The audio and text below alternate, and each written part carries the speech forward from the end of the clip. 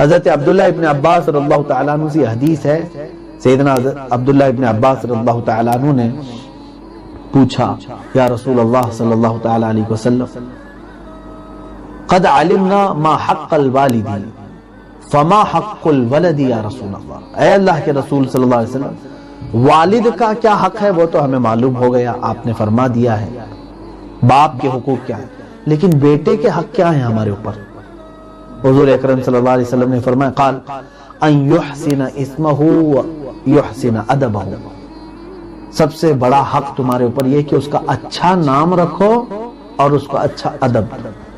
اسی طرح سے بیٹیوں کے متعلق بھی حدیث پاک میں جس نے اپنی دو بیٹیوں کو اور ایک حدیث میں ایک بیٹی کو اچھے اخلاق دیے اور اچھی شادی کر کے دیا، حضور صلی اللہ علیہ وسلم فرماتے ہیں قیامت کے دن میں اس کی شفاعت کی ضمانت لیتا ہوں، اس کے لیے جنت ہے۔ ایک بیٹی کی تربیت سب ملا کر کے آپ دیکھیں گے تو تربیت پر ہی آتی ہے باتیں، اور یوں سمجھ لیں کہ بچے ایک گیلی مٹی کی طرح ہیں، جو نقش اس میں ڈالیں گے آپ وہی لے کر کے وہ ابھریں گے۔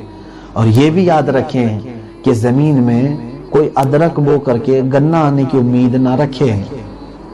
آپ نے اپنے بچوں کو آوارہ چھوڑ دیا تھا، صحبت کا کبھی خیال نہیں کیا تھا، اور پھر بڑے ہونے کے بعد آپ یہ سوچتے ہیں میرا بچہ فرما بردار ہی نہیں ہے، میری خدمت ہی نہیں کرتا ہے، تو آپ نے جو بیج بویا اس کے ساتھ بچپن میں وہ وہی چیز تمہیں جوانی میں دکھائے گا۔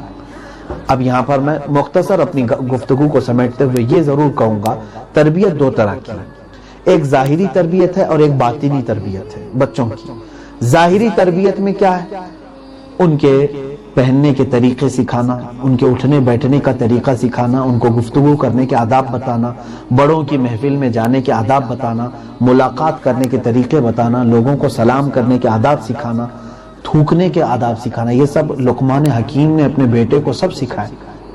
فارسی کی پہلی نام سے کتاب عالم کورس میں پڑھائی جاتی ہے، سب سے پہلی جماعت میں، اس میں صد پند لقمان ہے، صد پند از لقمان حکیم، یعنی حضرت لقمان حکیم کی نصیحتوں میں سے 100 نصیحتیں اس میں گنائی گئی ہیں۔ الحمدللہ اس کو پڑھیں آپ، کافی فائدہ ہوگا آپ کو کہ انہوں نے کس طرح سے اپنے بچے کو سمجھایا ہے کہ تجھے محفل میں رہنے کے آداب کیا ہیں۔ انہوں نے یہاں تک بتایا کہ اپنی انگلی ناک میں نہ کرو جب محفل میں بیٹھو، کھگار کر کے نہ تھوکو جب لوگ موجود ہوں، اور کئی لوگ بیٹھے ہوں تو کسی کے ساتھ کان میں بات چیت نہ کرو۔ یہ سب آداب اور اخلاق سب کو پڑھنے کی ضرورت ہے۔ میں کہتا ہوں کہ لقمان حکیم کی 100 نصیحتیں آپ ڈال کر کے تلاش کر لیں، وہ آپ کو مل جائیں گے انٹرنیٹ پر۔ لقمان حکیم کی 100 نصیحتیں، بہت بہترین نصیحتیں، حتیٰ کہ انہوں نے دوست کیسے بنائے اور دشمن کے ساتھ کیسے معاملات کرے اس کو بھی اپنے بچے کو انہوں نے سمجھایا ہے۔ بڑوں کے بارے میں کیا گمان کرنا چاہیے، پیچھے ان کے کیسے گفتگو کریں، یہ سب آداب۔ کیا آج ہم اپنے بچوں کو یہ تمام چیزیں سکھا رہے ہیں؟ ہم تو ان کو ٹی وی اور سیریل کے سامنے چھوڑ کر کے سمجھ رہے ہیں کہ بچہ ہمارا سب سیکھ لے گا۔ میرے عزیزوں، ان کو سمجھانے کی ضرورت ہے۔